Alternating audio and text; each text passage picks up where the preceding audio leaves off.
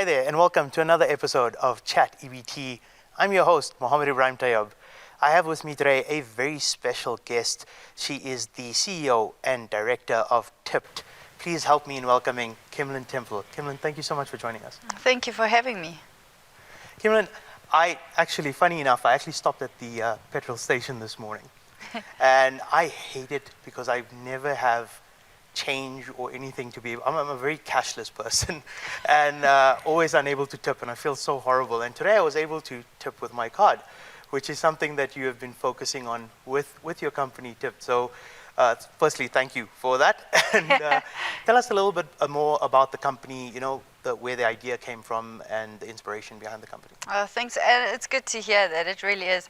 I'm exactly the same as you. I am one that never has cash. I often joke and I say I've got two children, a 14-year-old and a 10-year-old, and if I do have any cash, they treat my car, my purse like a buffet, and it's just gone, and I have nothing. And that's really how TEBT started. I started it 6 years ago at the point of just not being able to look another car guard in the eye and say to them, the infamous line that I think every South African has said, oh, I'm so sorry I don't have anything, or next time. I'll get you next time. I was about to say exactly, that, it's the next time, and just decided, I need to change this, I need to fix it. And really started out wanting to provide a solution for the tipper more than the tippee. But when I launched my first proof of concept, I got to understand the day-to-day lives of the tippies and of the car guards that I started with. I started with 18 car guards. Mm-hmm. And it was only when I started walking in their shoes and understanding their day-to-day challenges did I realize that I needed to build a solution aimed around the tippee more than actually just the tipper, So it was actually blossomed and I think grew into this beautiful solution and ecosystem where we have now developed something that, is there to provide financial sustainability and inclusion for the tippee, and how we're growing into different service sectors and learning along the way from there. Now, you've spoken about it, that you don't see the company as just another fintech company, right? No. What's your vision for TEBT? I think TEBT started from heart more than anything else, and it continues to be in that way. My biggest mission and objective with TEBT is to use tech for good, and it's a phrase that I use so often, but it's to create the circular economy of good, really. Mm-hmm. And that's what I want to achieve out of this. I was asked recently, where do you see TEBT in 5 years' time? And for me, there's been so many beautiful stories. They're small stories to some, but they've been immense and huge for us, and for our tippies as well. But I want to see and I want to hear those types of stories and those success stories, but multiplied. I want to see those smiles of those people that we've made a difference to. I just want to see that amongst millions of people. So if we can achieve that, that is my end goal. Which is, I'm so curious now, which is the one that just stood with you and said, wow, this is why I'm doing this? I've honestly, as I say, 6 years, there's been a lot, but there's been one that I speak of, and I speak about it all the time, but it became my core why. And, Simon Sinek speaks of that, find your core why in business. And I think any entrepreneur that has been on this journey of building something, it's a tough journey. It's not easy. It's not, it is difficult, and it's faced with many, many challenges and hurdles. But I think when you have those moments and you have those core whys, those are your driving forces that push you through, right? And one of them, it was very early on with those 18 car guards. It was a young Zimbabwean car guard. His name was David, and I signed him up to TEBT and gave him his digital wallet and his QR code, and he went out there and he started receiving tips. And 3 days later, I heard that he was horrifically attacked. He was robbed, stabbed, and everything was taken from him, from all the cash that he had made that day, from his bank cards, his cell phone, everything. And I went to go, obviously I got to know him really well through the pilot, and I went to go check on him the next day, and there he was, barely standing, but but I could see hope in his eyes, and it was something I couldn't quite understand. And he said to me, Kim, for the last 3 days since you gave me tips, I've received 300 rands worth of tips in my tipped wallet, and they didn't touch this. This money is mine, and it's safe.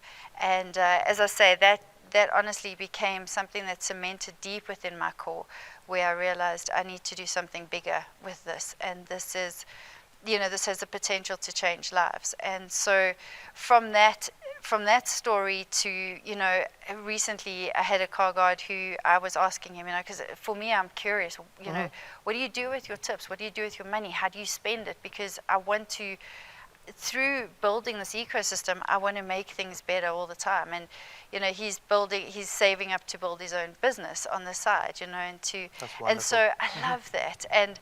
And then one of the stories it's just one of my favorite stories. So we've been very blessed to have partnership with Cecil, and now with BP as well. But with Cecil, we, going into it, we sort of went with, okay, so now we've got a solution for a tipper in order to give a digital tip across.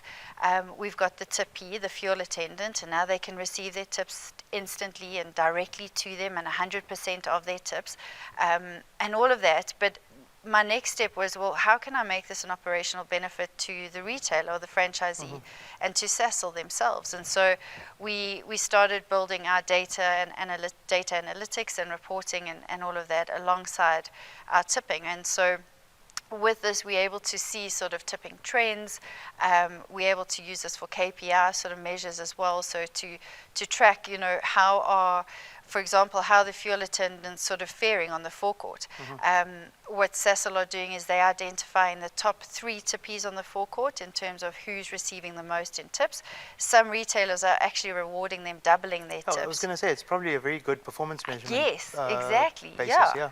Because it's a direct and transparent reflection of service that you're putting out there, right? And your fuel attendants are the face of your business. All service personnel are the face of your business. And anyway, so through this, we were identifying the top 3 tippies on the forecourt, but at the same time, we were also identifying the bottom 3 tippies on the forecourt. And we were tracking one particular fuel attendant who was getting absolutely 0 in tips, but nothing. And it was day after day, week after week, absolutely 0. And we thought, no, hang on a second, there's something missing here. So we took the top earning tippie on that forecourt, and we said, all right, let's assign him as a mentor and train up this fuel attendant, just give him a little bit of customer training and whatever, which we did. Now that bottom tippie that was earning absolutely nothing is now top earning tippie across all Cecil forecourts. Wow, that's brilliant. And I was chatting to him the other day, and he was just so excited, saying, Kim, I've got 4,000 rands worth of tips in my tipped wallet.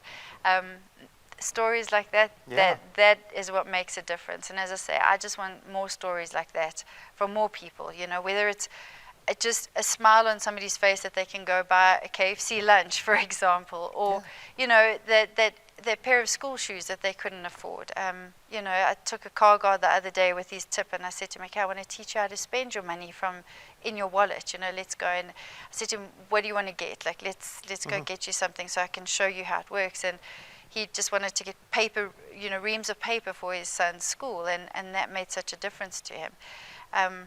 That's the magic behind Tipped. And I think that's the brilliance behind programs like this, because obviously, yes, I mean, for a company, you're worried about the bottom line, and Sure. obviously it's a business, right? It needs to operate, it needs to be profitable. But if you could do something like this, something so good in the process, I mean, that's just a win-win scenario. Absolutely. No, absolutely. No, it is. Honestly, the biggest lesson I want my children to learn out of this is that you can build a successful business by being kind and by being good. And if I can teach them that, then I think I've reached my absolute goal in life. No, I love that. Now, we always talk about, obviously, the stories behind business, and I always find them very fascinating because everyone is different, right? What are some of the limitations that you might have faced, or the roadblocks that you faced when starting up a company? Because, yes, we always see the end product, but there's a long road to get there. Tell us a little bit about that. And I think it applies to any startup business, anyone. But I think particularly when you've got a sort of philanthropic angle to it, it is difficult. It is hard. It's I've had to learn a lot. I've learned a lot of skills along the way in terms of, in a lot of instances you almost selling a dream, and you've got to be convincingly so, that you can actually put that forward to investors, that you can raise funds. I think a lot of it is just funding, and that financial support behind what it is that you want to do and achieve. So that was a challenge. Raising investment for a company, it's a challenge. It's hard, I think, for any entrepreneur. And then working through, like just having to persevere through, as they say, it is a roller coaster, and it honestly is. But it's having to pull yourself through those crazy dips that you go through, because it is tough. And it's there, that's your perseverance, your grit. But as I say, it's multiple driving forces that have to sustain you through that and push you through. But I think there's been multiple hurdles and challenges and friction points.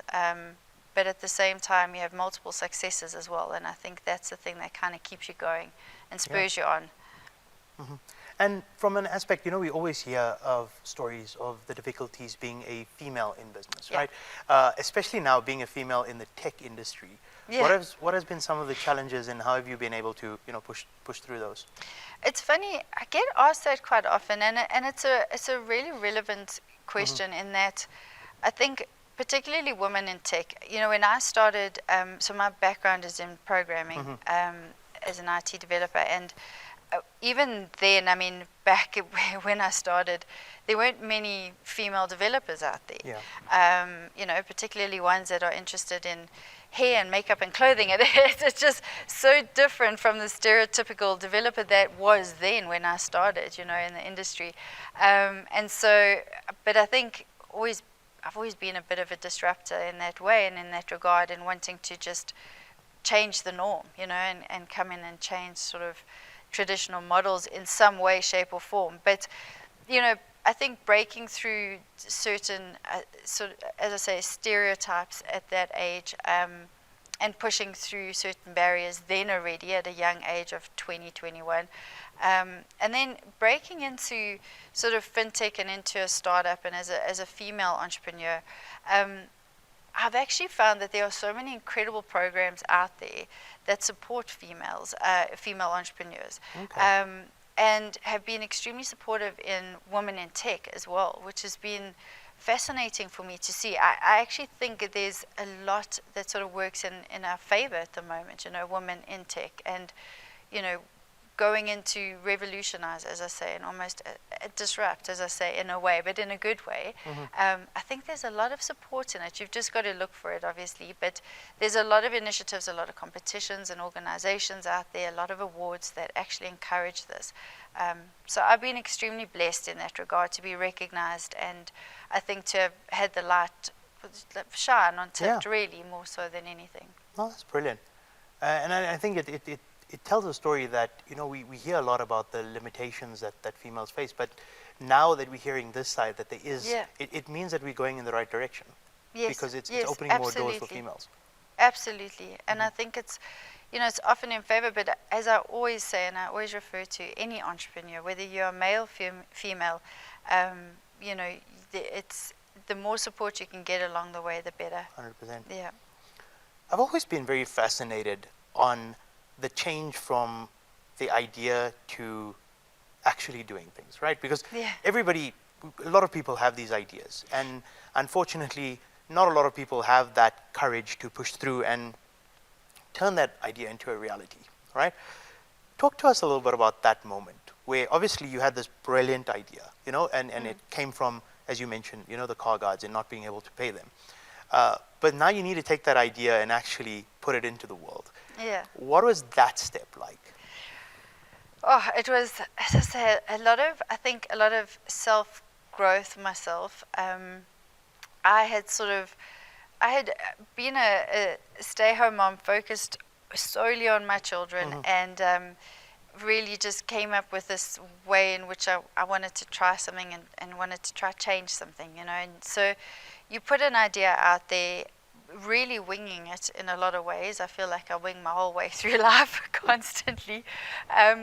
But I did not know a thing about fintech. I did not know a thing about it's going to sound terrible, but the unbanked, the undocumented. I did not know a thing. And I think sometimes that's almost a gift, because you go in with no blinkers on. You go in as a blank canvas, and then anything is possible. And that's how I went into Tipped. I kind of went, well, I want to fix this. And how can I fix it? And there's a way. So I found a way, and then I went, hang on a second, there's something bigger here. There's something more here. And so how do I develop on that?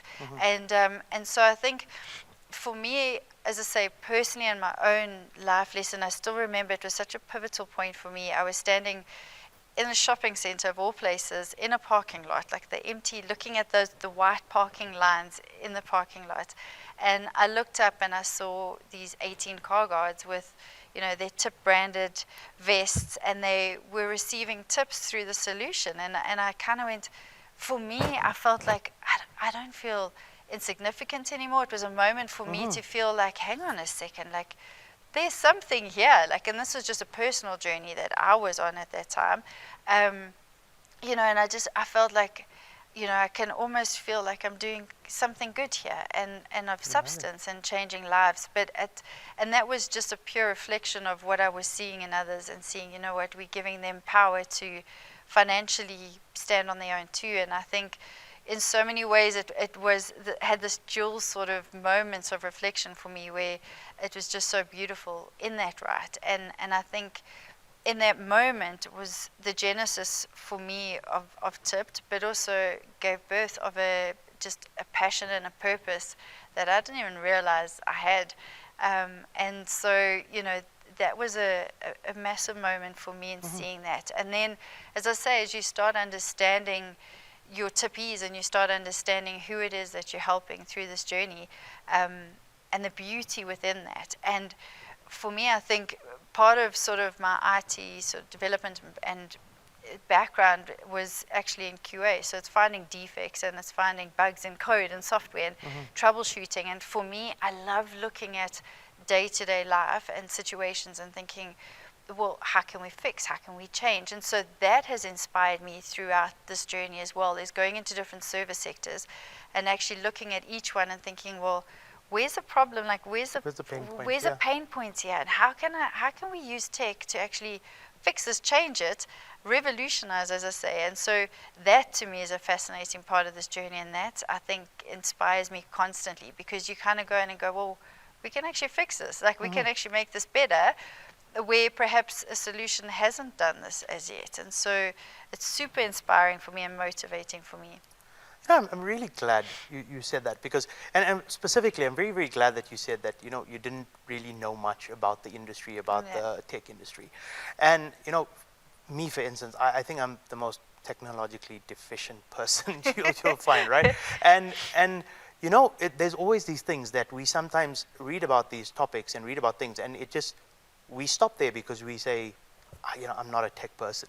Yep. And especially with the introduction of AI, right? I mean, we spoke to a guest a little while ago, and we spoke that, there's a lot of worry from people around AI because it's taking jobs. Yep. But at the same time, there's so much opportunity. But a lot of people just say, I don't know that much about tech, so I can't tap into that AI opportunity. But it's great hearing from you saying, you know what, I actually didn't know anything about that. I found learned about it along the way, and took every step, but I have to figure it out on the way. And it shows that it is actually that is possible, even for people that are not very tech savvy. Yeah, 100%. And you don't have to go into anything, or you don't have to go into any field knowing everything. None of us do. Yeah.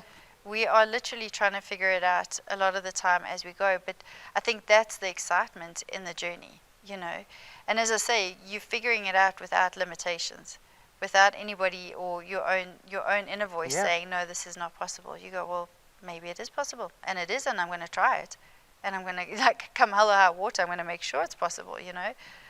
So I agree with you, and I think there's a lot of fear in AI, but at the same time, AI can't imagine and it can't dream as a human can, And so I think in a lot of ways, seeing, as I say, seeing gaps and identifying the need of others, and I mean there are basic needs of others, and then solving for that. AI doesn't see that and can't recognize that as easily, but yet we can. And I think further to the point of going into something that you might not know or might not be comfortable with, is it sort of gives you that fresh set of eyes. Yes. I think people that are in the tech space kind of know what they can do in this tech space, but it takes somebody like yourself that goes, okay, well, I don't know a lot about it, but can we do this? And a tech person might have not even thought about that, but it's that fresh set of eyes that's saying, hey, you know what, we probably could, we can look into it, and then this whole idea comes along. But people that are just, in that world, obviously have, you mentioned the word blinkers, right? And it's very true. They have that blinkers on, and it's sort of limiting in a way. Not to say they don't have the skills or the imagination. It's just that they're very used to seeing things a certain way. Yeah. And we need people to come and disrupt it a little bit. Yeah, exactly. And I think that's the thing. Be curious. Ask, what if? What if we did this? Or could we do that? And I think one of my most favorite quotes or phrases, I was listening to a sermon actually where the pastor referred to hope as positive imagination, and I speak about that often too. And I loved that because I thought, that's just imagining in the positive, and that's incredible. If you can do that and be curious in that, there's no limit to anything really. I want to say that as we move more into a cashless society, right? Because unfortunately, that's the way it is going. Yeah. Where is there a motivation to look at other cashless industries and try and go into that space and sort of take over or do something similar to TIP in those sort of sectors? Absolutely. And I think that was one of the sort of founding motivators for me as well, because I started this just before COVID, and then obviously COVID hit, and you saw there was, it was cashless, contactless, and all of these things that were going on, but understanding sort of how many people in the informal employment sector are getting left behind because of everything sort of moving into a cashless society and environment. And so I think there are, I mean, even with regards to, if you have a look at the journey of Tipped, and we're launching sort of a move within the city kind of campaign at the moment. And so if you look at your sort of cross collaborations or currencies as such, or industries, if you look at each and every one, how each and every one of those, from your service personnel who is working a shift, for example, at a restaurant or at a hair salon, then having to catch their transportation, from their purchasing goods, dinner that night, etc., etc. But if you look at that entire chain, basically, or economy as such, to bring that all into a cashless environment, that's what I would love to achieve. I think there's a lot of benefit in taking cash away. There's also, but I must admit, like a lot of the hurdles that I've had to reach through this is changing mindset of actually taking cash away, because cash is king in a lot of ways, and cash is safe, it's tangible, and now you're having to say, well, you're going to receive it digitally.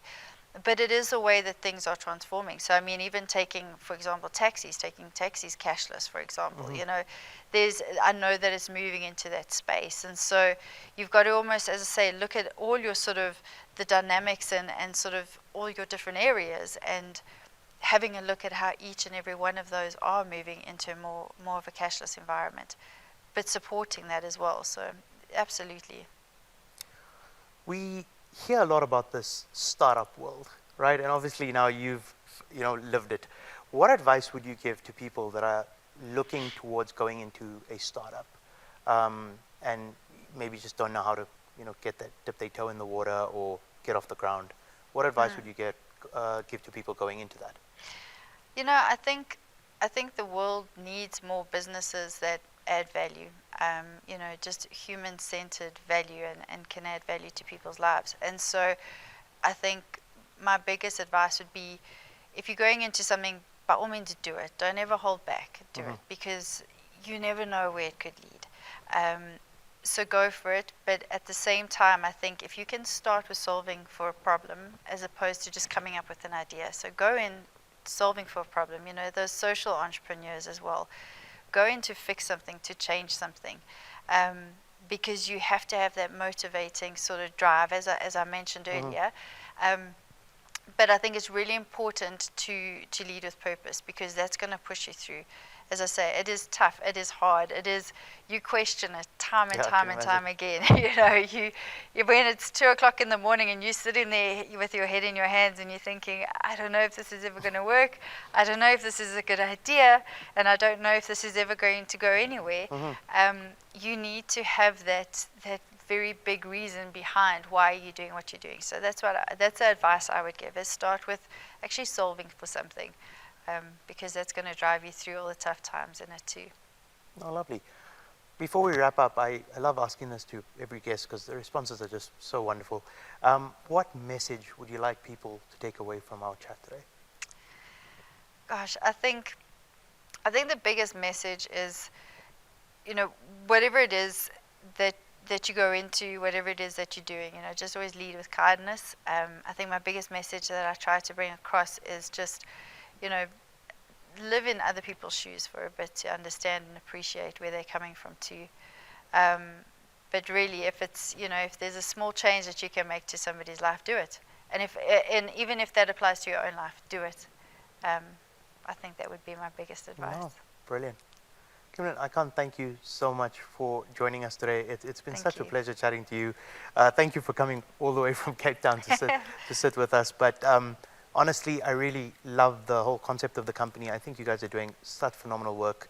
Like you said, it's addressing a real issue and creating that solution for so many people. So really commend you and your team on that. It's very brilliant, and we look forward to seeing what you guys keep on doing. Thank you. Thank you so much, and thank you for having me. No, that's our pleasure.